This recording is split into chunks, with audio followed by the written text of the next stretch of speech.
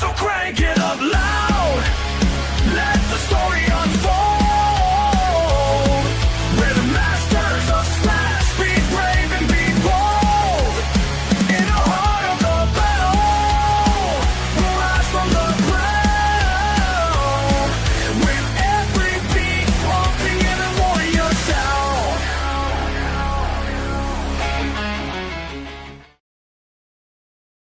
There. There's nobody there. I messed up. That's all good. Look, we're all my over the bad. place today. Welcome to episode 68 Smash Masters. No, just a little technical difficulties, but we're good. We're good. We got it. We're good. We're out there. Nick, what time did you get home? Just now. Like, I just about 30 seconds ago. He just popped those earbuds in right during the intro. Right. It was wild. That's what happens when you repair dents mobile. Sometimes you have to stay out a little late, but we made it work. It's all good. You're good. I mean, so I've had a pretty good week. I went to a car show yesterday. I am burnt. Oh wow. I'm like a strawberry. But you know, I had a good time at the show. I definitely I'm posting some pictures of some of the cars I saw. They're pretty amazing stuff. So go and check that out on Facebook. What car show was that you went to? What was it's called the Dream Show. It benefits the Special Olympics. Uh-huh. It's called the Dream Ride. Back in the day, it was a motorcycle ride throughout Connecticut, and there was like 2,000-3,000 bikes that would meet up in this big field at a polo club in Farmington, and then go out for a ride through Connecticut and come back. And like, I'm talking 2,000-3,000 bikes. If you got held up by this motorcycle ride, you were waiting for like a good 10, 15, 20 minutes for all the bikes to go by. So the state kind of hates us. But over the years, more and more cars showed up at this show. And I'm talking like high-end Ferraris and really, I mean, we're up in Connecticut. There's some money up here. So eventually it turned out to be such a big deal that they split the car show and the bike ride into 2 different days. Now it's a whole weekend event, the Dream Ride. What's up, Alex? How you doing, Alex? Definitely, if you're in the Connecticut area, even Massachusetts, I mean, it's worth going to the Dream Ride for the car show alone. If you ride a bike, the bike ride's cool. I'm not really into those big bike rides. I like to ride alone or with one other person generally, rather than with 2,000 of my closest friends. Right. So it's definitely it was a great event. So and it benefits the Special Olympics. So they raised $7 million for the Special Olympics this year. That's a good amount. That's amazing. That's awesome 7,000 people showed up to this thing. I mean, it's and that's actually a little less than last year, I think. You know, it felt like a little less than last year, but still a huge event. So yeah, awesome event.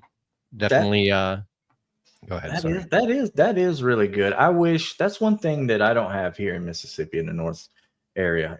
There's just no car shows, or if they are, they're really small. They're not gathered out. They're not like marketed real well, and it's really a bummer because those could be some good things that could happen out here. I wish there was more out here. It's I mean, I'll tell you, the guy who runs this one, there's a lot of funding involved. Scam risk. I think it's not a customer by the time that we put this on here. Jesus Christ. That happens. But yeah, that would be really awesome if we could figure out a way to get some more of that stuff going on. But population again, it's not like your guys. It's small too. For sure. Yeah, and it's gonna be a little tougher out there. Yeah, it is. I did want to mention we still got that giveaway going on our Facebook and Instagram. Giving away these. They're out of reach. They're over there. The inspection wedges. Yeah. We got 5 of them to give away. Inspection wedges with the light in it and everything. It's looking pretty good as far as you guys are doing really great on that this time. So this is going to be fun, giving away 5 at once. And I hate to put all the shipping and information labels on you solely, but don't worry about it. We're but good. Either way, you know, some of you guys are going to have some really good wedges, and these things, I use mine rarely as a wedge or window wedge. I use it for almost everything else entirely. It's a clip tool. It's a pry tool. It's a plastic pry tool. And it has a light on it, so you'll be able to see what you're doing. Imagine. Yeah. And I know I've mentioned it before, but that thing works super good on wheel moldings without destroying them. I couldn't believe how good it works. Yep. I just couldn't. You couple this wedge with the light with Brandon's bed cap tool, you'd have a winning combination right there. Yeah, that's a good combination to have, that the Kiko bed tool. And I got one not too long ago, speaking of that, and yeah, it works really good. It works really good. Maybe we'll have to give those away next. I've been enjoying it. That would be something good to give away. I think people would enjoy it. Yeah, we'll look into that for next. For now, let's get our guest in here. Let's do it. We've been wanting to have him on for quite a while. Let's bring him in. Kyle Motzkus. Did I say that right? You definitely did. It's What's very up? few and far between that gets said right, but I give you props on that one. Well, thank you. I did get it from the Blue Collar Kyle podcast. Yeah, which you shout out to Kyle. Good stuff. Yeah, I actually wanted to say something really quick. Please. Is my go-to on that wheel molding is I would like to use some sort of wedge. There was a German tool I had when I was a technician that was just like the straight, like green, like neon green wedge with a little fork on the end. I put it in there and I peeled it back, and I took a 90 hook and I just popped one side and popped the other, and I kept going to each individual clip. That was before I knew that sometimes you could take out a wheel molding. Yeah, there you go, right there. Yep. Yeah. That was before I realized when a 30-year technician came over to me and said, if you remove that wheel liner, you can put a socket behind that, right? I was like, that thing right there all you have to do is just slide it down gently in those clips, and it touches it just enough to unclip both of them. And it doesn't mar up the moldings. It doesn't do any kind of anything like that. A light so you can actually see what you're doing. Oh, who would have thought? It's a great design. Isn't that great? So we're still gonna have to ask the managers for batteries, though. Yeah, right. Make sure you put that on the ticket. The light is removable. Put yourself in a rechargeable one. Batteries. I'm just gonna go out there on a limb and say batteries are not included in the repeir process. I'm just throwing that out there. One-time use item. No, you are correct with that. That's for sure. Can't charge the insurance company for that, right? No, you can charge the insurance company for whatever you want. Just remember, you're not charging the insurance company; you're charging the customer. Yeah. Right. It's a good point. Good point. So we'll dive into that for sure. Let's get a little history on Kyle. Absolutely. I have an interesting story to tell. So I actually was in the custom sector before coming into the insurance realm. I had a hand in building a Battle of the SEMA car in 2017. The shop I was working for tried, they wanted to build some Riddler Award winners, but as you can see out of St. Louis, it's you probably have a bit of a harder time getting some groundwork and some funding to build any Riddler Awards, because to do anything of that nature, you have to have the funding behind it. And that funding comes with also selling the car. So I started off, obviously I went to Rankin Technical College. I was going to school at night because I had to go to school during the day. This is a while ago. I've been in the industry for 15, 16 years. I was a technician for about half of it. So I started off going to Rankin, and while I was going to school, probably about a year in, I found my way into a body shop because I wanted to be a painter in the very beginning of all of that. Actually, let's rewind a little bit. So sure. I don't like cars. Full disclosure, I don't like cars. I can't stand them. I can't stand working on them. I got into the industry because I saw a builder show with Jesse James, and it was building motorcycles, and really good ones at that. And he had tattoos, right? And this is how dumb it makes me sound now, but full disclosure, I don't care. I thought I would be equally as cool because I had a bunch of tattoos. So I was like, hey, why not do something like that? Because I don't really have any other skills and this has got to be easy. So I thought I was taking the easy road and I thought I would look cool doing it. So that's how I got into cars. Yeah. Okay. So fast forward, I'm back into Rankin. And while I was there, I started working in the shop, Concord Auto Body. They actually gave me a stent. They were like, hey, like they gave me like a trial period, like 2 weeks. I probably fucked up more things in 2 weeks prepping cars than I ever had in my entire career moving forward from there. So yeah, needless to say, it didn't work out. And the 2 weeks after the 2 weeks, they kind of were like, all right, yeah, cool. We're not going to have you back. That's all good.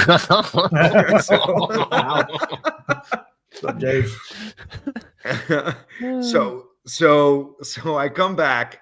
I go back to move. I actually was a contractor for moving furniture. I had my own truck. I worked as a government. I worked on a government contract several times, so on and so forth. So I went back to that industry while I was still going to school, and I eventually got to pretty much to where I was like 3-4 weeks left in school, and I finally got a gig at a dealership to where I was basically their gopher, right?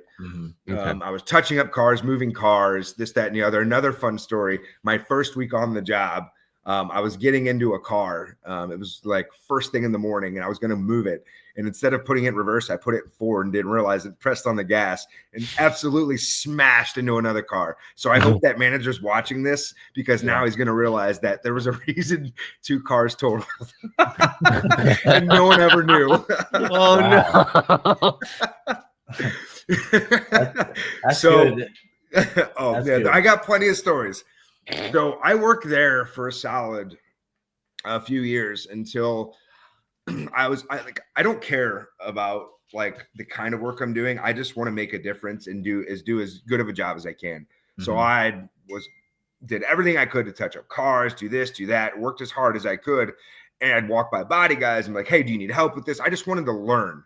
Yeah. And I was honestly just never really given the opportunity. So I met by happenstance this guy who's no longer in the industry. His name was Val. And he was like, hey, I'll teach you. Just come on out, but you're going to work for free until you get the hang of everything. And I did. I would go work in that custom shop as often as I could every night. I'd come out. I would work till like midnight on like certain days that they told me to come out. It was like a Monday, Wednesday, Friday type deal. And then eventually they were like, hey, come out on the weekend and help us, blah, blah, blah. And like one of my first things I learned how to do was level out a car and measure it with a plumb bob because we were getting ready to chop and drop it. And so that was one of the first things I learned how to do was how to find my center base of cars and everything else. So I was working at this shop continually for free for quite some time. For a few years until they eventually started paying me because I was actually learning quite well how to straighten cars using English wheels. And I was learning how to make my own panels using planishing hammers and sandbags, and so on and so forth. And I was getting quite good at metalwork.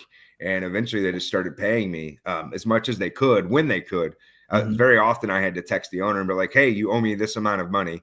And he's like, well, I can't really pay you now, but just wait 2 weeks and I can pay you. I still kept showing up because I cared more about learning than I did about actually making the money. But I definitely needed the money at the same time.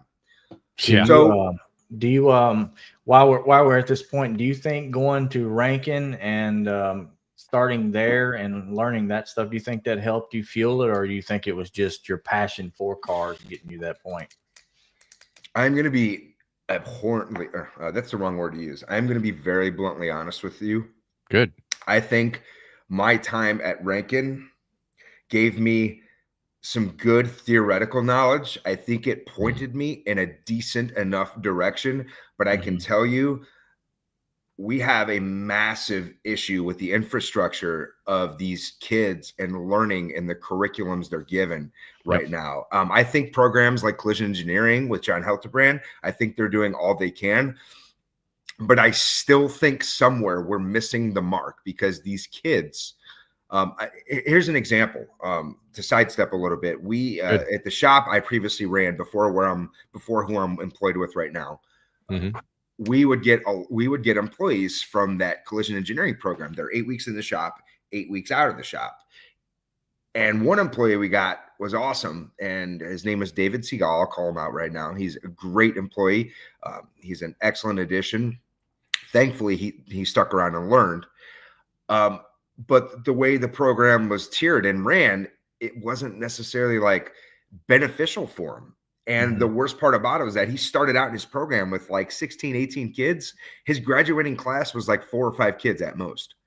Yeah.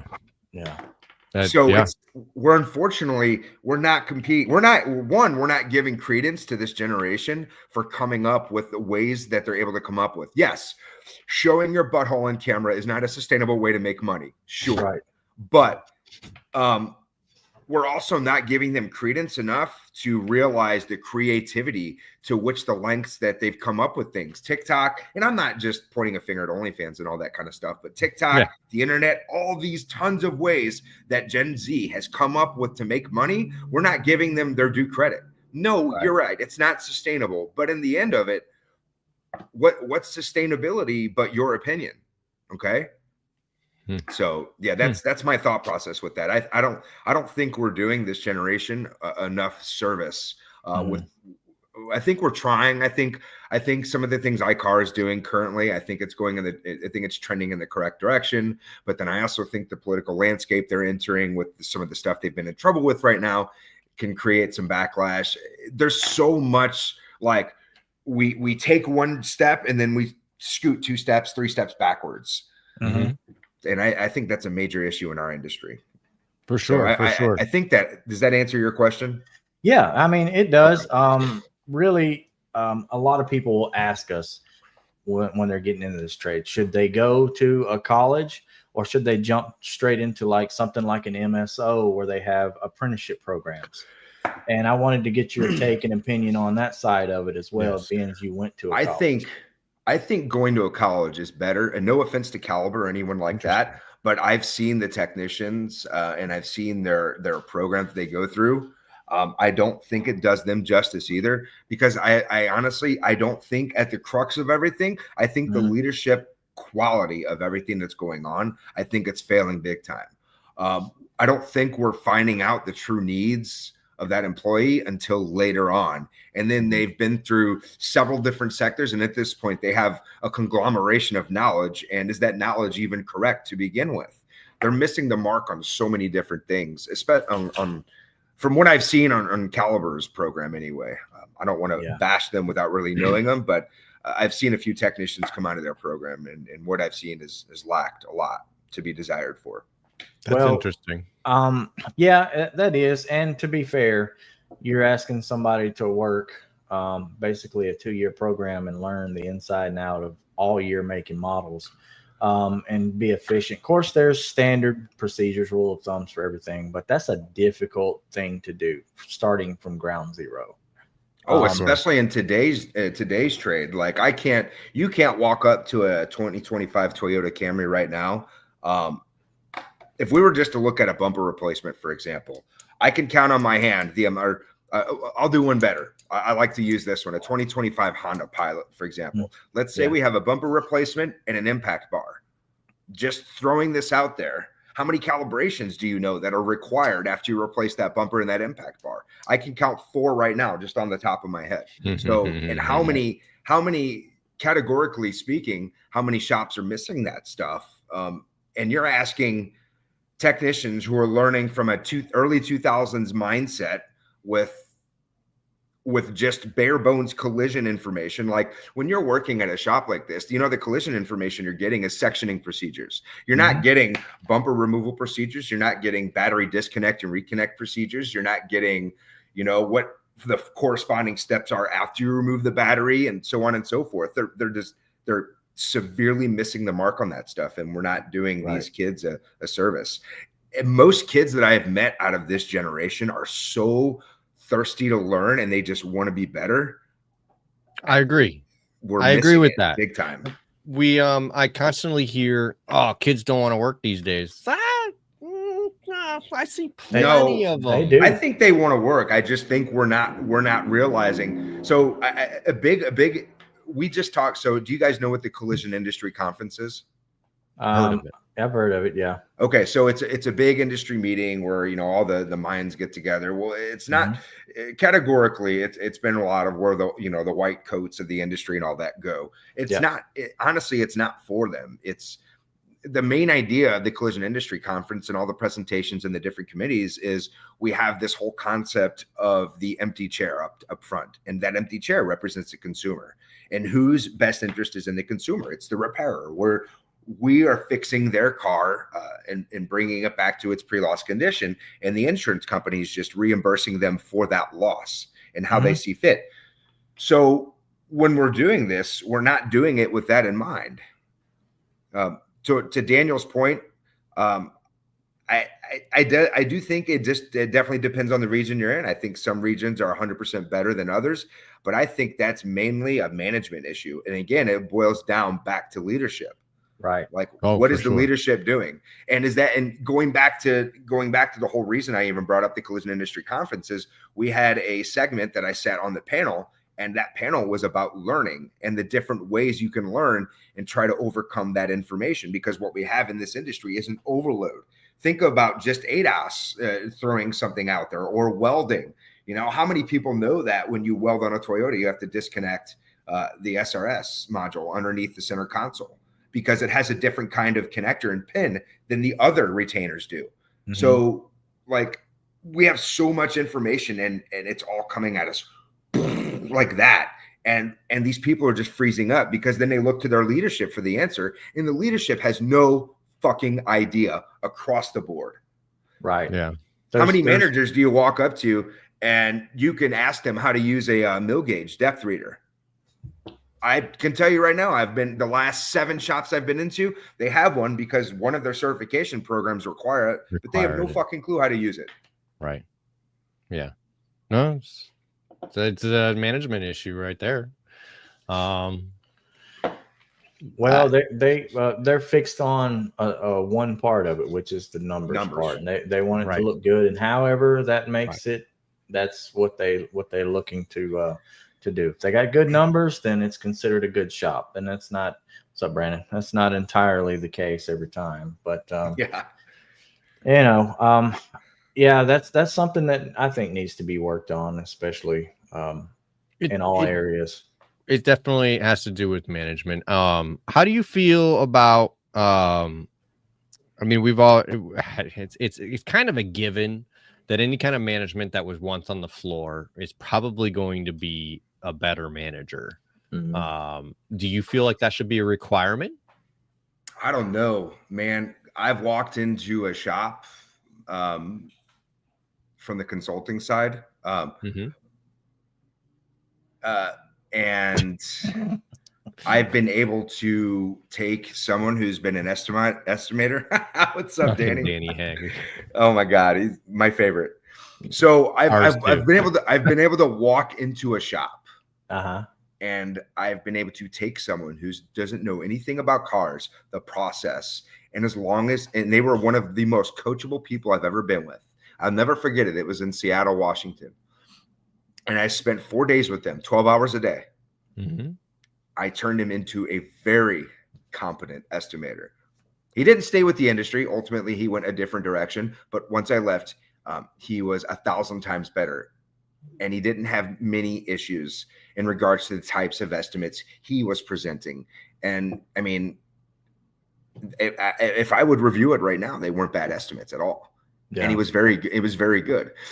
It just depends on the kind of coachable person there is. I've seen shop managers that just understand leadership and they've been able to thrive in the industry, but you can't discount.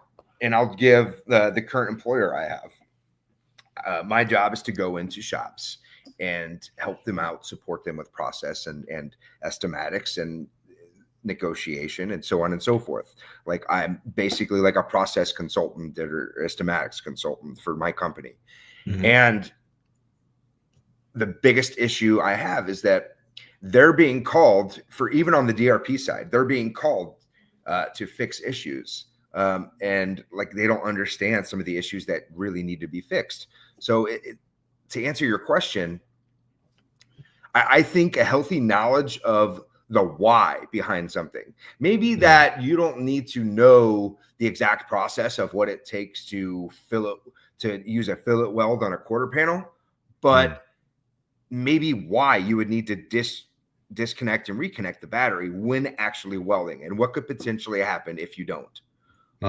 So I think maybe understanding the why behind things more so than the actual process behind something.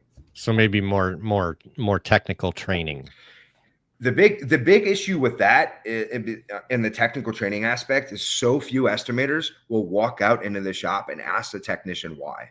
You know, the big issue we have with the consultants and all the people in this industry is everyone is so hopped up on writing 300 and 400 line estimates, which is all cool and fine and dandy. But the biggest thing they can't do is explain what's on that 300 and 400 line estimate. Yeah. I can write up a 400 plus line quarter panel estimate and explain it all day long. Right. But at the end of the day, it doesn't really matter, because if you can write up 150 line or 200 line, and that's what's working for you, and it's getting paid to the T, and the technician is taken care of, and all you're doing is regurgitating what the technician is doing from front to back, then what makes it better than the other person? Nothing. You got the job done, and that's what matters, and it's done safely. Right. And they've done a good job correctly, and it's not going to come back. Michael Price said it right there in the chat. Constant training and growth. Never complacent. You have to be comfortable being uncomfortable.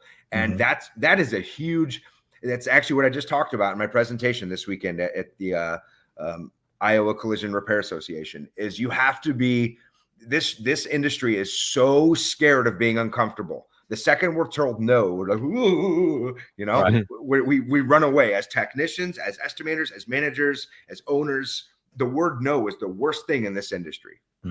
Yeah. It gets floated around quite a bit. When you walk into a shop, is there a certain like standard operating procedure that a certain shop has that works really, really well that you know of, that you kind of like, or are they just like each region kind of works a little bit different, like based on the area? That's a good question. I think each shop works out dependent upon the way in which the people learn. So we have 3 factors of learning, right? We have kinesthetic, we have audio, we have visual. People that kinesthetic learn by putting their actual hands on something, right? They're very hands-on people. You guys are probably kinesthetic learners because you both do PDR, you do collision work, you learn through your process, your trials and errors. Hey, when I hit the hammer this direction on this point in the bump, or on the dent, it didn't really move the molecules in the way I wanted. Let me try going this direction. You learn by trial and error. Audio, obviously, they learn exactly how it sounds. They learn by listening. Some people learn by sitting there and just listening to me jibber jabber the whole time. Sorry for them. And then the other people are visual learners. They learn by seeing things. So they'll learn by like, so then, for example, you would learn by me actually performing the operation in front of you, and you would regurgitate that, and you would regurgitate that information using your own hands. Or you can have a combination. I myself am like super ADHD, so it really depends on the situation I'm put in. If there's chaos all the way around me, I'm very visual and kinesthetic in that manner, that I look at cues and I pick up on that. And if it's just me by myself with my headphones in, I'm audio. I have to read it. I have to listen to it all at the same time. And then I recite it to myself, and it becomes a consistent thing. Yeah. It's totally a bump, not a crown. Not a crown. Go mess with your Milwaukee tools. Get out of here. No, that's pretty good. I was just curious about that because every shop I've been in, they've had a little bit different technique, whether they've had a guy, the manager supposedly, or shop manager, we'll say, in the back of the office, kind of helping out, taking guys, handling all the craziness that goes on, or they swapped it up. I don't remember how many years ago now. It seemed like it might have been 10 years where they took that guy out and put him straight in, or them in the office, and they had service writers handle everything start to finish. So I didn't know if we were still on that league as far as body shops nowadays, or they were thinking about changing it up, or if they found something that worked better.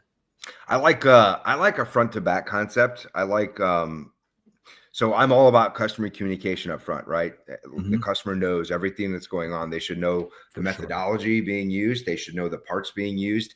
Right. They should know exactly. Now, maybe not to the technical expertise as that we have. Maybe I don't need to explain to them what a crown is, like Danny so thoughtfully put in there, and how that resonates kind of like a ridge on the top of a mountain, or they don't need to know what a buckle is, or they just don't need to know the technicalities of it, but they certainly need to know why we can't put aftermarket parts in the car and what the reasoning is behind that, how they're tested, so on and so forth. Or maybe they need to understand when we're using, recycled parts, why do we need to, why are we essentially double charging for R&Is and stuff like that? They need to understand the methodology and the parts. And then the way that we're obviously painting their car, because not a single person doesn't care about the way their car looks after it's fixed. They all care about the paint, the shininess, the color, and if everything matches. Right. And of course, along with those lines are the gaps. And then that's when you can step in and explain to the customer about gap and flush. And but Danny's a solid guy. Yeah, we love Danny. That's a good word. I've heard it once or twice myself. Yeah, well, that's only if we're going to replace the panel. Then I got no need for you, Danny, right? We want to repair things, Danny. Come on, we're unlocking repairability here with the blue pole. Right. Well, our job is to repair cars, Danny. Come on. Right. If it's got a kink, you're going to replace it. But if it's got a bump, we're going to repair that. We can deal with it. Lateral tension gets rid of all that. We're not worried about those. Gets over. I think we should just institute the word bump now. Yeah, right. Yeah, I will be. It's kind of funny how you brought that back into play, because that's kind of how I got into the office is through the technician side. Eventually, I made my way out of and I stayed with that custom shop for quite some time, even working for free.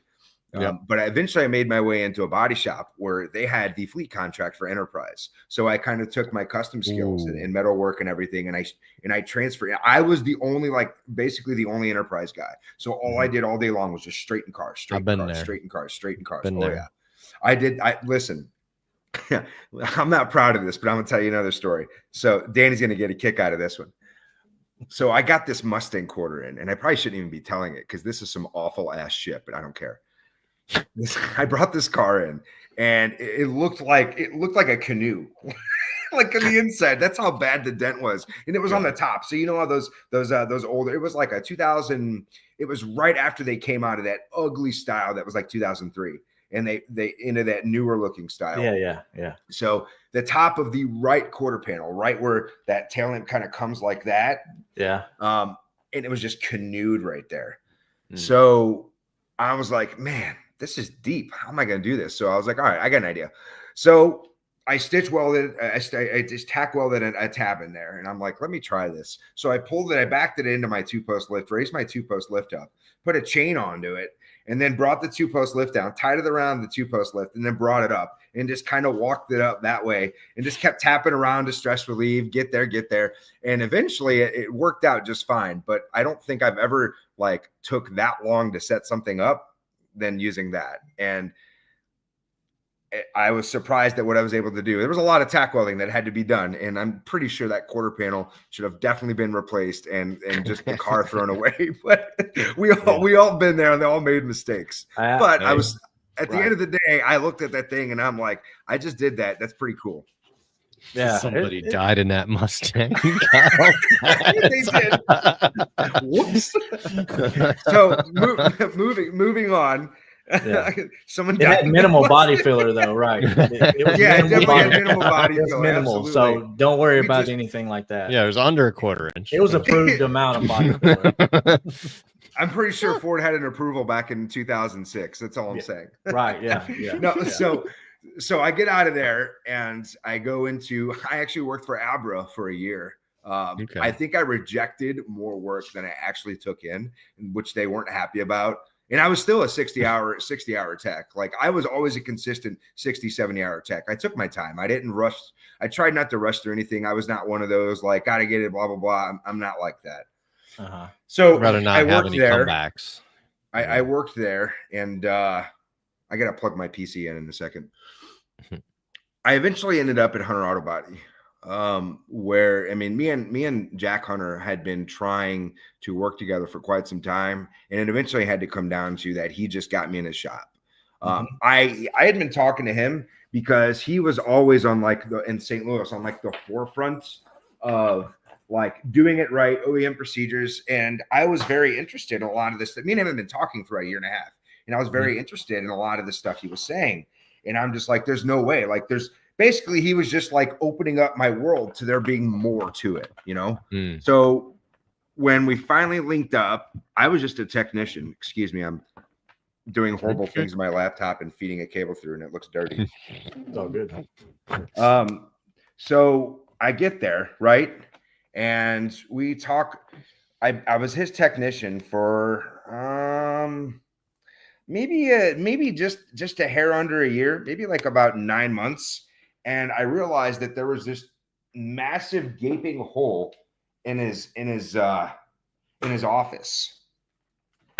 And so I went in there, and on the times, it was in the evening. So I would stay extra late, and I would end up calling insurance companies and being like, hey, how do I send this out to you guys? How do I do this? How do I do that? Because we were on the bridge of closing our doors. We were very close to not having a job. And I was like, I'm bought into this process. There's no way that I don't want to do this and work for this guy.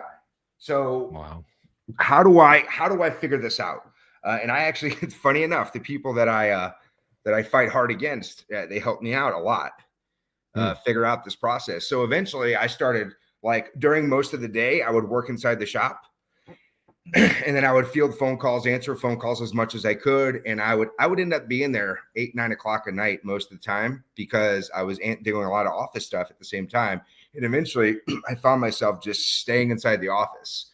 And then that's when I hooked up with our two besties, who eventually kind of sent me down the path of learning this, that, and the other. And I just took with it and ran with it. I learned most of it all on my own. I definitely had a push to go in the right direction, all of us need with mentors and whatnot.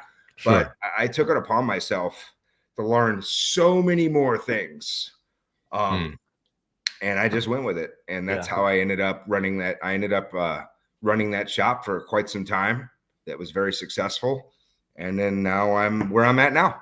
That's honestly how the story came out. And there's not a lot more to it. It ended up being successful. You said when you started in the office, they were going under. So it was much not doing good at all. there was supplements not being followed up with. There was just a big lack. And it was more apparent that it was office help that really needed the most, because we actually had a solid ATEC out there. His name was Danny. Which I learned a lot from. He was my first 30-year tech that I really sat down and I just listened to a lot of the shit he was saying. Right. And me and him were both the ATECs, and I mean we were basically tag teaming everything together. Except he was just a lot older, so I was taking on the train wrecks and taking care of them. And if I needed help, he would just say, "Hey, why don't you try doing this instead of doing that?" And it was usually a good fix for something. Yeah, that's awesome. While I trusted that he was out there, and we had a solid C-Tech/B-Tech helper and a few others, we just had a solid team. So I was actually able to just sit in the office and learn. You ain't that old, Danny. Me and him are relatively similar in age. So you ain't that old, Danny. That's good. Yeah. So you do all that, and then you got into some speaking and stuff. How'd you find your way? Did that come before or after getting into your current? That came job? way after. So way after. I've always been very. Danny will tell you. Me and Danny have known each other for quite some time. I have always been very boisterous online. I've always been very out there when talking about procedures and OEM procedures and this, that, and the other. Sure. But I've never been not one to help. Now, the whole situation with me and Kyle, who's on there, it was a little different. And I had some people driving my own opinions about things, which should have been there. However, yes, going through a gallon of Bondo definitely makes you an A-Tech. I don't know. maybe in dollar signs only. Yeah. A-Tech is B an for artist. Bondo Tech. Artistry. So I fell into speaking because I've always been out there and I've never been shy about helping and been about the industry, period. That's one thing you definitely can't take away, is that I've always been there to help with someone genuinely asked. So I got offered this idea to speak when a good friend of mine and a mentor fell sick, and they were like, "Hey, I can't make this presentation. Do you want to take it over?" So I'm like, "I'll give it a shot. Sure." I don't know how good I'll do, but I've never been shy about being able to talk. Like I'm anyone that knows me will know that I can just get up there, like, and shit that I'm passionate about. I will just talk and talk and talk, come up with stories, ask questions, create questions, answer questions, so on and so forth. And familiar. they were like, "Dude, you'll do fantastic. It's fine." I'm like, "Well, I have to make a presentation." He's like, "Here, just take mine. Just omit basically just make it your presentation." So it's what I did. I found a car that I was proud of. I found a repair plan that was good. I found a situation that was good, and I swapped photos around, did this, did that, changed some slides, and I basically made it my own presentation. And I went out there. I presented with a friend of mine that I know very well, but he didn't talk a whole lot. I just kind of stole the floor and went with it. And we presented to, it was about 37 people, and it went great. And from there, I did my next presentation a few months later, and I just kept going. Here I am, 2 years later. I'm speaking at this year. I just finished my presentation for Iowa Collision Repair Association. Okay. Now, after this, I have a presentation for the Auto Body Association of Texas, their trade show, which is, I think, September 11th and 12th. And then 2 weeks later, I have one in Nashville for the Music City Collision Conference, which I believe is September 26th and 27th. It's not necessarily a presentation, but I am moderating a panel that has the industry's loved Mike Anderson, Mark Olson, and David Luer. And then me and Kyle Neely are speaking at SEMA. So there's a lot of stuff going on the horizon, and I probably travel to maybe 6-7 different states every year, just speaking to associations. The only thing that gets covered is my travel. I don't ask for any money or anything. The only thing I care about is that people learn. That is all I care about. Because ultimately, what are we having issues with in this industry? Which is, we don't want the customer to be out of pocket. Yes, It is that customer's car. It is their bill. They owe for it unequivocally. Yes. And I will scream that all day long. And that's why they should be involved in the repair process and understand completely what's going on with their car. But at the end of the day, I don't want my customer out of pocket. So I understand the idea has for that. Right. It's mind-blowing. And that's all I want, is I want people to have the same love, passion, and knowledge that I have. And I am happy to share that for free. That's how I got into it, honestly. Yeah, that's for awesome. sure. That's some good stuff. I gotta read Danny's comment. He says, "Look at what Kyle has done in the past year. I'm so happy for you. You've grown more than any of the self-proclaimed industry leaders. You're the real deal. I'm happy to call you a friend, Kyle. Same goes for Stefan and Nick. It's awesome." That's a super humbling statement. Thank you very much, Danny. Same right back at you, bro. You know what's funny about that statement from Danny is, me and Danny have always seen eye to eye, and have always talked, but we haven't always been like close and stuff like that. And it's because of people that have formed my opinion about various, like Kyle Neely, Blue Collar Kyle, Danny, and there's a few others in the industry that my opinion was unfortunately formed about them before I actually got to know them. But once I got out of that, once I was extricated, from that toxic ass shit, then I was actually able to really hone down and be like, I was a complete dickhead. I had no reason having this opinion. These people are complete opposite. And that's honestly, like, going back to what we were talking about before we went live, is accountability, period. Mhm. That's what that word's For all sure. about. That's Yes. what I'm about. I'm not afraid to tell my story or anything I've ever done wrong in my life. And if anyone has any questions about that, I'm happy to talk about it. Yeah, that's good stuff. And I mean, really, that's kind of why we started the podcast here, and to kind of get people out there, get them recognized in the way that we can, and show these real life stories or repairs or whatever it may be to help the new guys coming up. And because we're not always going to be in this situation. I mean, I've got 22 years into this stuff, so I'm trying to just get it onto the next person and leave it better than we had found it. And if this helps somebody else, then I'm great. I hope it does. So That's the goal. That's the goal, and we like to hear that kind of stuff. That's I like that you brought that up, because that makes me think about the presentation I just did. So Iowa Collision Repair Association, categorically in the years, were a fairly strong association, but they just, they were under a change of leadership and other things were happening, to where they kind of, for a few years, kind of dropped off, which is fine. It happens. So they're nowhere near as strong anymore, but they're rebuilding. They're doing everything they can to change things and get better. And they had me out there. I spoke to 12 people. But as daunting as that may sound, like, I don't care, because that's 12 more people that felt like they got great education. And at the end of the day, they felt like they received value, and that's all that matters. 100%. No, I mean, I said to a smaller extent. I mean, my whole public auto body career started on TikTok, going live and everything. And there are times when I went live and I'd have 4 people watching. Okay, but you know what? I that's treated 4 people it like learning. 4,000. I was like, well, now we're gonna take this grinder and throw some 36 grit on it, and I just get done. I didn't care, like, it didn't matter to me. And then next time I turn around, there were 4,000 people watching, and so it's like, okay. The body filler never got over a quarter of an inch, though. It never got above the approved amount. Never. Yeah, I can't say that one. Listen, if you go over to the custom side, that quarter-inch thing goes straight out the window. Right. Yeah.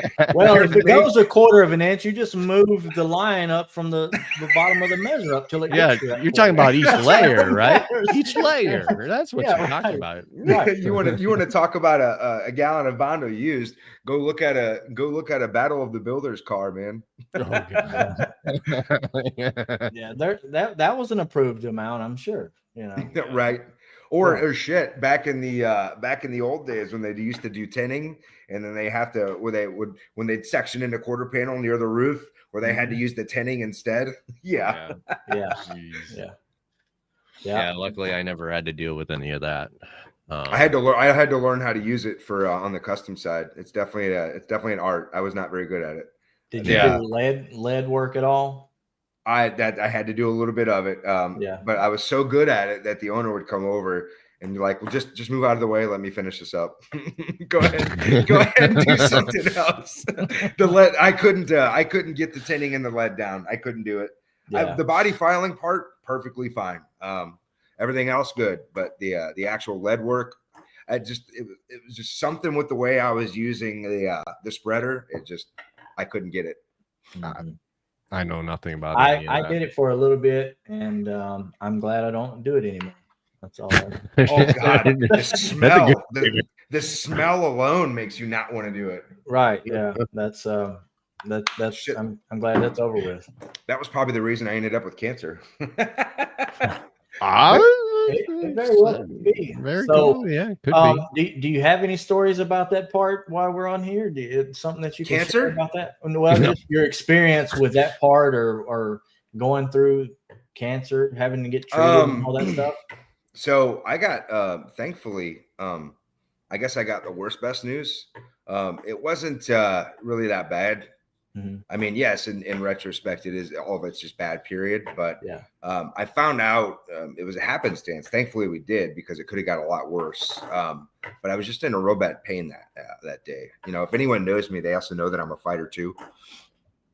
So I woke up at 4:30. I was going to go lift. I do it every Sunday before I spar. I spar at like 9 a.m. I go lift at like 4:30 in the morning. That way I get everything out of the way in the morning time. I can spend the rest of my time with my kids and so on and so forth. Mhm. I didn't feel that great. And I was like, man, I guess I just got to go to the bathroom. So I went to the bathroom and I just kept progressively not feeling much better at all. And eventually I was like, you know what? I'm just not going to lift this morning. I'm going to go to bed, go back to bed. I'll wake up and go spar. No big deal. It'll be all right. I woke back up probably around 6:30, 7 o'clock, and it just kept getting worse and worse, and eventually turned into a pain that was very equivalent to what kidney stones would feel like. And it kind of had me curdled up on the ground. So I just told my girlfriend, I was like, call my mom, have her come over and watch the kids. We got to go to the ER. So we went, and I basically went in to sign, and the pain just went away. So that's what kind of led everyone in the ER to believe it was kidney stones. So they still pulled me in. They did a CT, and they found nothing. They didn't find anything in the bladder. They didn't find anything in the urethra tubes, which is where all the pain comes from, because it's the stones passing through your super tiny tubes. Right. And they didn't find anything. So they're like, we have no idea. So they did an ultrasound to make sure there was no torsion or anything like that. So they sent me on my way. And they were like, hey, go see the urologist, the specialist, and they'll come up with something from there. Wow. So they were still out of the impression, but they were like, well, we do see this mass, but it's all like calcified and it's small and everything looks dead. So there's no big deal. Could have just been something that just broke off of that and it dissipated in your bladder. And that's why we're not seeing it. So everything sounded legitimate, as doctors do. So when I went to the urologist, we did an MRI and she told me the same thing. She was like, if you have to put a gun to my, that's where that statement came from. She goes, if you have to put a gun, that was the Gaines, bro. If you have to put a gun to my head, I would say you're perfectly fine. You're extremely healthy, nothing to worry about. So I was like, okay, cool. We'll go about it. She's like, but just to make sure, let's do an MRI with the contrast. And yeah, once the MRI came through, it couldn't have been further from the truth, because that's when they were like, full fucking rewind. They're like, hold up, wait a minute. We have to remove this kidney because you have a tumor the same size as your kidney. Wow. The growth itself was absolutely insane. It definitely they didn't feel the need to do a biopsy just because of the size of the kidney. They said basically the quality of organ response your kidney's going to have even down the road, even if it is benign, is just not good. So your best bet is to remove it now. I even sought a second opinion, and I had them just look at all the testing and everything. And he looked at me, and he was one of my clients, actually. He looked at me and he goes, Kyle, they're not going to do a biopsy because this is a malignant tumor. I'm like, well, how do you know? It's not, they don't have a biopsy. He said, the reason they don't want to do a biopsy is because of the size of the tumor. Apparently you can have regions of it that are benign and regions that are malignant. But the way the growth was that it was so wavy and all over the place that they were just like, hey, get it removed. You have two. You can survive on one. Your quality of life is fine.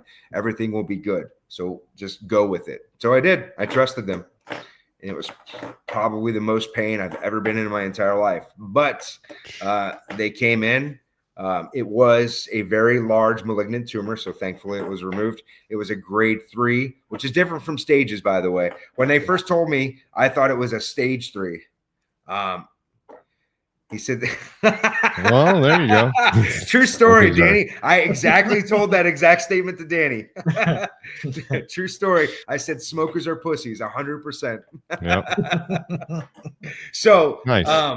I found out that I was actually on stage 1. So, and the doctor, my oncologist told me I was going to have to go through treatment, immunotherapy. But the actual treatment doctor looked at me and looked at all my results. And he was like, no, I don't want to put you through treatment. You are far too healthy for that. Your body can most certainly take care of this on its own. I just want to test you every 3 to 6 months. So that's where I sit now. Wow.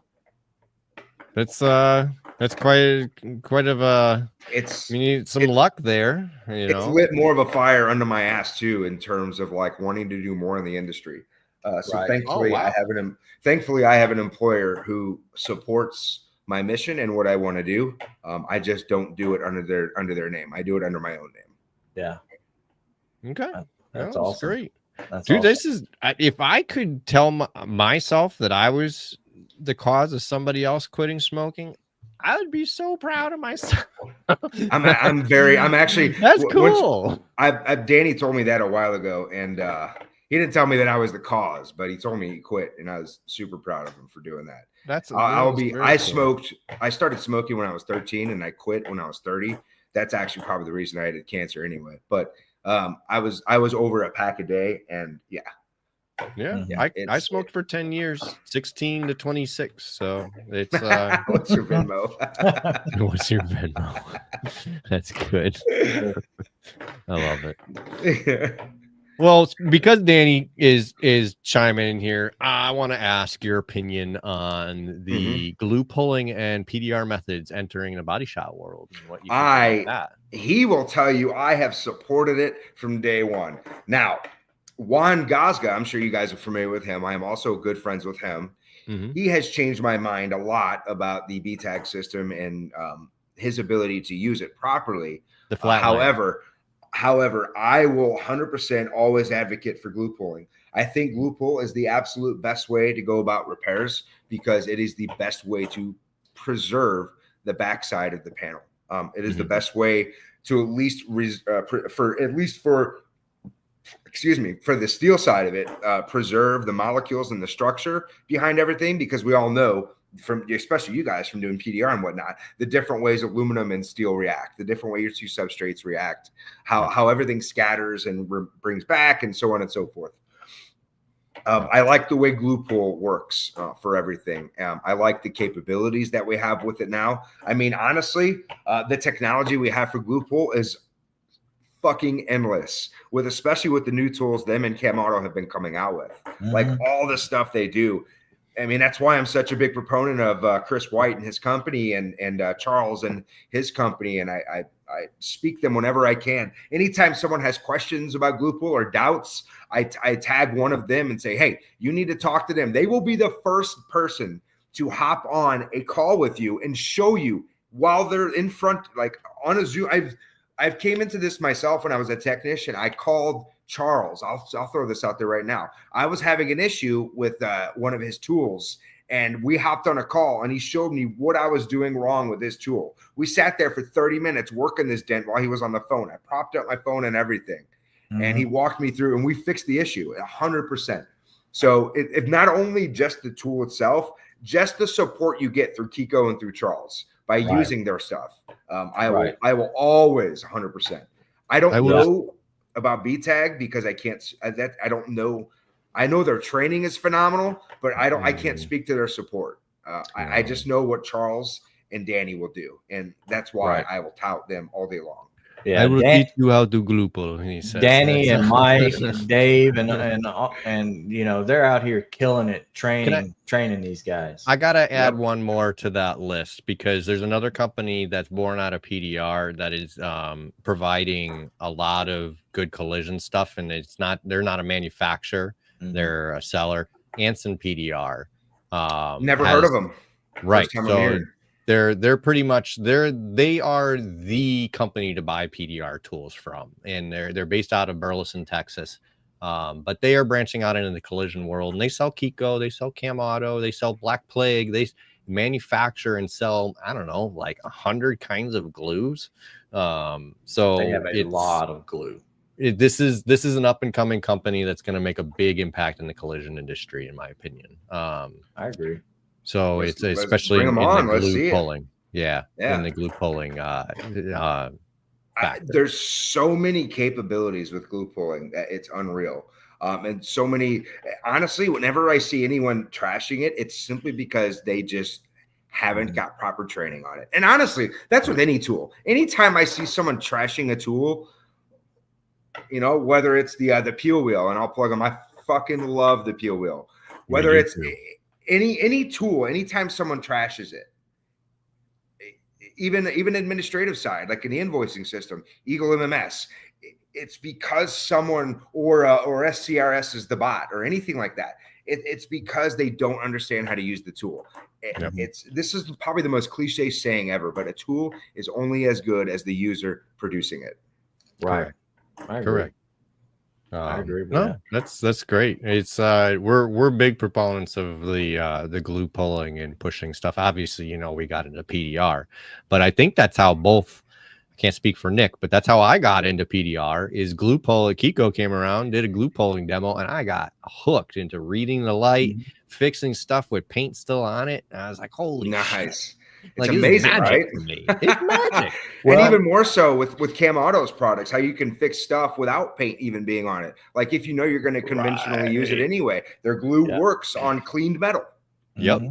They have a bare metal glue, and their regular collision glue works right on metal too. You I mean, actually, honestly, there's someone, funny enough, there's someone that I met. He probably, I don't know if he remembers me or not, but there's someone in your chat named Steven Dyke right now. That actually worked. He was doing PDR a long time ago. St. Louis, in St. Louis. And he was in that same dealership as I was when I was working there. Yeah. I'm sure he remembers you. Steve is a real genuine dude. I don't know. I mean, if he does, I would be surprised. But he definitely, he was one of the only guys in that dealership. Kudos to him to actually, give me the time of day and show me anything, honestly. And he was always there to help me. And when I saw his name in there, dude, like, I was like, damn, that's actually really cool that I'm telling the story right now. And he's actually in here. So if he is in there right now, you made an impact in my life, whether you knew it or not. Yeah. I'll make sure if he doesn't pop up, he'll pop up in a comment in a second, I'm sure. But if he doesn't, I'll tell him. We talk pretty regularly, but he's actually the front man for Cam Auto now. Yeah, I've been meaning to reach out to Charles and say something about that, but I don't want to be like that. Kind of makes me think about that one guy who sees like some girl or something and out in public and he's like, "Hey, I saw you on Facebook." That reminds me of. So I'm like, nah, I'm just gonna stay away from that. That's great. No, he's a good guy, and he does that to anybody that he meets out in this field. So he does really good with Cam Auto. I think you couldn't have picked a better guy to be the front man, and he does a good job. So I got a little story about Steve. So Steve I met him, through a friend, through online social media stuff, and he was driving an Anson. So that company, Anson PDR, they have vans, and they'll send tool vans just like Snap-on does, but they follow the hail trail. So one of them was driven by Steven, and he goes, "I'm going to drive up to Connecticut." And I go, "No, you're not. You're never going to come up to Connecticut." And he's like, "Watch me." It's like a month later, he showed up with the PDR tool. We're nowhere near. We don't get any hail up here. Yeah. We had a big PDR tech meetup at a local PDR shop. It was a great time. But awesome. Steve came and he hung out because he had a training a year later from there. He came out and hung out with me, and I'm like, "I got to do dents this day. I got customers and dents." He's like, "Well, I'll come along." So okay, all right, I'll have a friend with me on my trail. All right, so we get to the dent, and he just sits down on the trail and says, "Give me a tool." And he just boom, boom, boom, just starts pushing out the dent for me, and I'm like, "Well, this is great." Anyway, I'm just gonna sit in my van and eat my food and get paid at the end, Yep. And he wouldn't take a dollar for it. He would not take a dollar. So I bought him lunch. We went to a museum. I bought him that ticket. I'm like, I'm doing everything I can. But yeah, real genuine dude. Awesome dude. Steve's a good dude. He really is. He really is. For sure. I gotta ask, what museum is in Connecticut? Oh, we got plenty, but this was the New England Air Museum. So I like to look at That's actually pretty cool. I like rockets and planes and helicopters and stuff. I love that stuff. I really do. Like I'm a big space nut. I'm a huge Marvel nerd. Like anything Marvel. Okay. Like I'm an absolute nerd with it. Really? Yeah, that's cool. I go through all of them too, but just the movies. So yeah, fighting and Marvel. Those are my two like things to nerd out with. Like I can sit and watch videos of technique and everything all day long. Pizza. Yeah, I bought him pizza. We're up here in Connecticut. That's what we eat. Oh, pizza's the jam, especially up north. That's right. That pizza. You got to get pizza around here. I mean, people like seafood. Yeah. Not for me. Barbecue around here. When you're in the Northeast, you get pies. That's for sure. Yeah, Mhm. yeah, for Yeah. sure. Yeah, absolutely. Good stuff. Well, sir, I hate to say it, but you made it through a complete hour of suffering through with us, and we completely enjoyed it. So thank you very much. Good, good. It's definitely could have gone a whole another hour here. It's Oh, I can talk forever, man. Like there's so much stuff we didn't even get to talk about. Like what I find, what my issues are in the industry, but maybe we can do another one. Right. We I can mean- always do a part 2. I mean, we can always put room in there for that. well, we have time. Yeah, for sure. for sure. For sure. But no, it was great having you on. I really appreciate it. I mean, it was good getting to know you, and I would try and I don't think you have any reason to go to MTE. So maybe if you end up at like Northeast Trade Show, I'll get to meet you or something. I don't really go to I have, see that anymore. Yeah, I have. I will definitely make it to Northeast. I was supposed to make it to Northeast. I got invited to a meeting. I definitely know a lot of people who were at the Northeast Trade Show. Definitely That's welcome. my main one.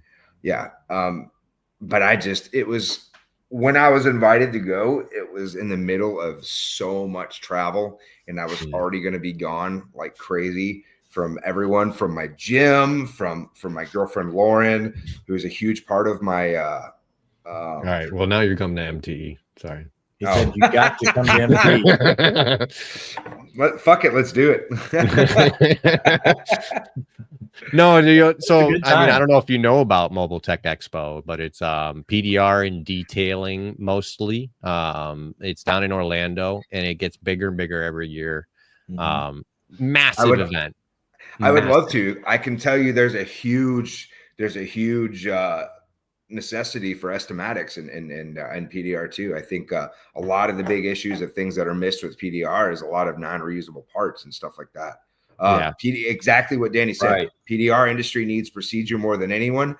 There's a lot of things to do with procedures in terms of electronics and non-reusable parts and so on and so forth, especially when you're doing PDR stuff. Taking down headliners. I can talk to you all day long about Toyota headliners and what the huge lack is. I mean, just watching the PDR company that's in some of the shops that I go into and help. Yeah. No, we need it. We need it in the PDR industry. We need and I've been preaching a lot about manufacturer certifications and how I really wish these manufacturers would offer it for PDR companies. I think it's harder shops. for PDRs because it's all like very storm driven. Whereas the collision side, I mean, they're always there. It's never stagnant. It's always right there. So they need certified facilities in that area. Like the reason a lot of certifications exist is because they have structural components to deal with that and to sell. So they don't want to sell these parts to shops that don't have the certain qualifications and the correct tooling to do that. So I think if the PDR were to want that in the sector, they would need some sort of niche that would actually be required from that OEM. Then they could start venturing into that.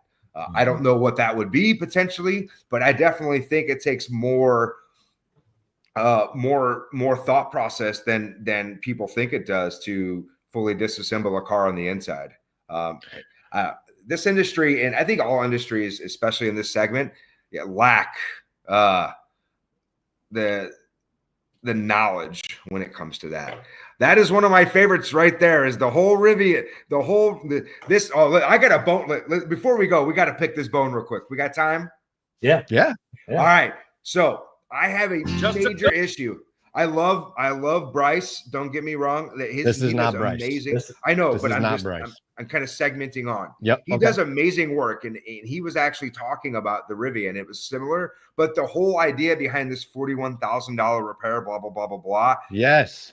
Okay, so that was a fallacy. That whole idea was a fallacy. Thank you. That came off of, now I don't get me wrong, I could write a $41,000 Rivian quarter panel replacement estimate. Yes. Sure. But the whole idea they came off of that we're saving this quarter panel 41,000 blah blah blah. It was a fallacy. It never actually existed. It was an original repair plan from a red Rivian. I'm not going to name the shop it came from, but I knew the shop it came from. And it was a total loss anyway. So like this whole idea, they're using that to try and sell the PDR, which I don't have a problem with, but I know. But so, I mean, even if you put it down to a regular number, like $25,000 for a max writ, like quarter panel on a Rivian, the PDR for $6,000 is still going to save you a shitload of money. For sure. And as long as it's done safely, you know, no holes are drilled, you know, no glue is busted. I don't see nothing an like issue that. with it either. Right. So my point here is that this kind of work is no longer PDR. That's not PDR. That's PCR. Collision glue. Yes. Right. That is paintless collision repair. So for shops that do this, to give this guy certification and the ability to buy parts. So this job right here, this is the famous viral job. Matt Boyette from All Out Paintless Dent Repair. He does a fantastic job too. He does. It's an amazing job, but he was embarrassed to send this customer to the Rivian dealership to buy their parts. All he needed was the retainer that goes right there at the bottom of the quarter panel. That's all he needed. And he couldn't buy it himself. Right. He had to send the customer to go get it. And he was embarrassed by that, you know, and not only that, he wanted to know that there was no high voltage lines in there with his sharp tools. And the issue with that is for Rivian, if you want to look up repair procedures, you have to be certified with them because the repair procedures come now. Tesla's a different story. You can Google Tesla and you can hop on and you can get their service information. I'm Tesla certified just as much as anyone else can. Right. Yeah. So the issue with that is that to be Rivian certified, one, you have to be a collision repair facility. I definitely agree. There should be some accountability because this definitely exists that this can happen to fix cars this way. There's no discounting it for sure. Yeah. Now, could one on the other side look at this and be like, well, what does the backside look like? Well, I would think that if the front side of this panel looks that good, the backside pretty well looks very good as well, because collision repair and its conventional thought process is very different than what he's doing. He's pushing on the back just as much as he's pulling on the front. There's a lot of give and take on both ends. So that backside, if I were to conventionally repair that, my methods would be completely different. Right. As far as gluing and everything else, I wouldn't be as thoughtful with the panel as he is. Everything he's doing is meticulous in nature for a reason. I agree. He should have the ability to have maybe there should be a certification or I will tell you, like, here's an example. Some manufacturers allow you the ability to have a subscription to that information, maybe just that in nature, or the ability to pay for a subscription to use the electronic parts catalog. Right. And if you don't need, so like you shouldn't conflate the need for structural parts with the ability to buy parts. If you're going to purchase a structural part, maybe you should have to put in a VIN or your ID number for your bubble, whatever the case is. Yes. But I agree. There should definitely be some way. There should definitely be some way. And I don't think that the OEMs aren't held accountable enough for that kind of stuff. Yeah, I totally agree. And they try to with the Repair Act because but then we have issues where the Repair Act, it's just like legislation. They try to hide stuff. Like the Repair Act, in essence, seems like a great idea, but it really is not, because they're using it under the guise of something else. Because why else would aftermarket and recyclers be so high up in arms? Like, we want the Repair Act. We want the Repair Act. Well, the information is available through subscription and other, like, it's there. You just don't know how to properly access it. Yeah. Keep this podcast going. It's because Danny heard me get fired up. No, I love it. No, this is something I'm actually really fired up about, because I'm sitting here in the background. I'm sending emails to OEs constantly about this and then trying to get a response and somebody to come on his podcast to talk about it. Maybe if I were you and just giving you a bit of advice, come out to the national events, not just like your Northeast trade show. Like when you go to the trade shows, are you going to the summits and stuff like that? Like the OEM summits and stuff where they have all these people present at these meetings and speaking up, because they do. I will say that they do have like open mic segments and stuff like that where you as a consumer or a PDR technician can come out there and say these things. And the issue we have in this industry is I agree with you on all that stuff, but we also have a lack of understanding about what some of the abilities are in some of these industry events. And generally, a lot of people just don't know that you can go to these national level events and say anything you want. Speak your mind, go up to that mic. Yeah. Stuff like that. I haven't been, I haven't been a part of that too much, but I do know that both PDR and the collision repair side have some huge growing pains. Big time. That they're both going through, like dense layer repair there. That's going to get more and more common in the PDR world, and they're going to start more brick and mortars for collision repair types like that. So there will be a need for OEM style kind of procedures or things to buy these parts. Absolutely. But I don't know. You would be hard pressed to get them to try and do that now, because there's not a lot of shops that would do that. I don't think somebody would warrant their time for it, but eventually it's going to come here soon.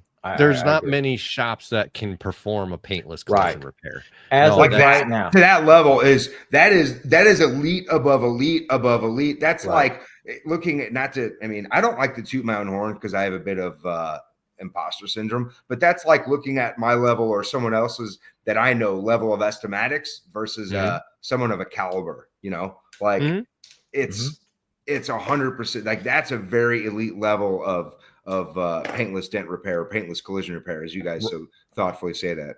Right. And as of now, it just hasn't gotten here yet, as far as the ability, like on a large scale of people being able to do that kind of stuff. So I don't think it will be here right now, but I do feel like it'll be here in the future. Within 10 years, I'm going to say it should be hard pressed to have some PDR shops having these kind of certificates and stuff. And you know what the worst part is a lot of people are going to be scared when they see it. They're scared now. You can see it. You can see a lot of consultants and people looking at that and being like, "Oh, he's a fucking hack," and whatever. Shut up.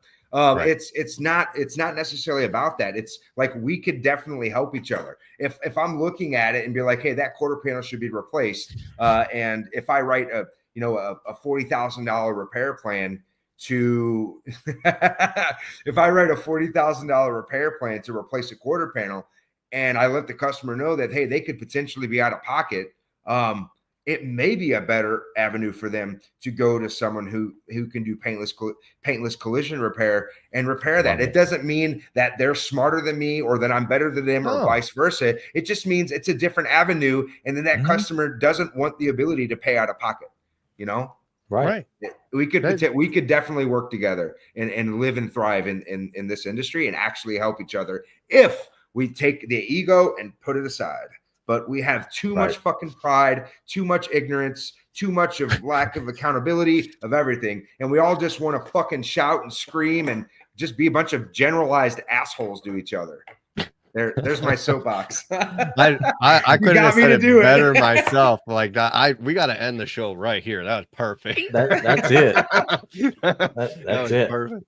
No, I mean it's 100% there, and I'm like you said. I think it was before the show. You said you're a big believer in being the squeaky wheel. I am too.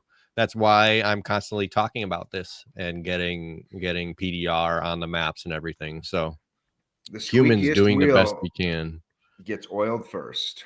Yeah, squeakiest wheel gets oiled first. So yes, it does. So that's where my head's at. So I'm gonna keep barking about it, and hopefully we can get something going here. But if anyone needs help barking a little louder, I got some expertise in barking fairly loud. Either violently or with my words. I'm good at both. But I am like any one of your listeners, man. Even Cassandra's in here too. I'm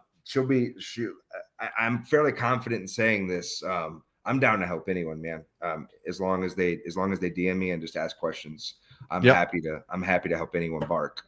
Yeah, Nice. That's great. I mean, I was thinking about starting a little thing, get a bunch of shop owners to sign it that said that they would be willing to invest in a collision PDR certification program, and just go from there.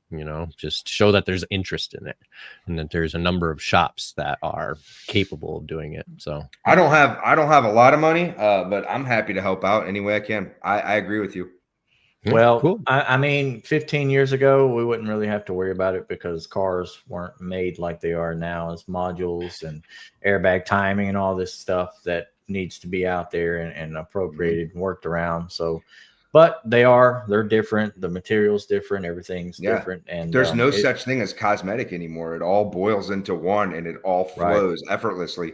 At the end of my presentation, I show a crash study video where, and it's an older car. It pits a 2009 Malibu up against a 57 Chevy.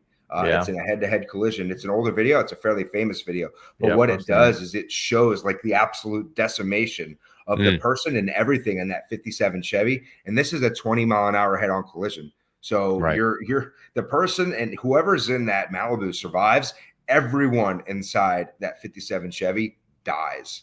And we're still looking at everything like it's a 57 Chevy. All people aside, repairers, estimators, consumers, insurance companies, everyone. We got to look at the 2009. Yeah, right. We got to get everything up to date, and that's a start. We're doing what we can to get it out here, and hopefully we can make a splash and make it happen. Yes, sir. Yeah. I have a feeling we'll definitely have you on again. There's plenty to talk about. For sure. Oh yeah, I told you I could keep going. That's great. We're definitely going to do a part 2 about it. Absolutely. Well, thank you. We can do a part 2 about we can talk about estimatics in the PDR world. Hey, there we go. I love it. You got to come to MTE first, and then we'll do it. Right. Let's do it. I'll go to whenever. Send me the dates. If I can make it work, I'll go. I'll send it to you. It's not until January, so yeah, I'll send it to you. Okay. Yeah, that'll work. All right, Kyle. Thank you very much. And everybody who's watching, don't forget we got a giveaway on the Meta platforms. Get yourself a wedge that I already put away. Yeah, it's going to be on the 15th of this coming month. So be looking out for that. That's when we'll pull it live here on the show. So the winners. 5 winners. 5 winners. That'd be awesome. I appreciate you guys very much for having me on. This has been fantastic. Thank you very much. Yes, sir. Appreciate you coming on, man. All right. Bye, everybody. See you guys. Ciao.